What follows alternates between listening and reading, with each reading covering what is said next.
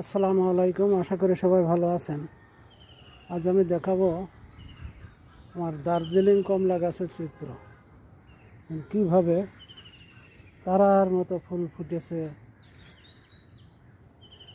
দেখেন, ছোট্ট গাছে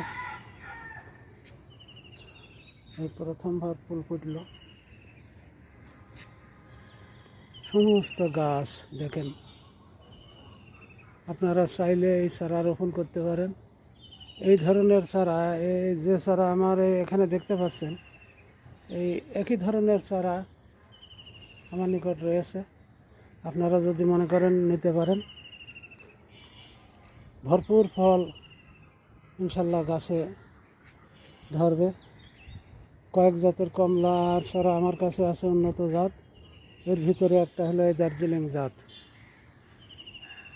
সবাই ভালো থাকুন। আসসালামু আলাইকুম।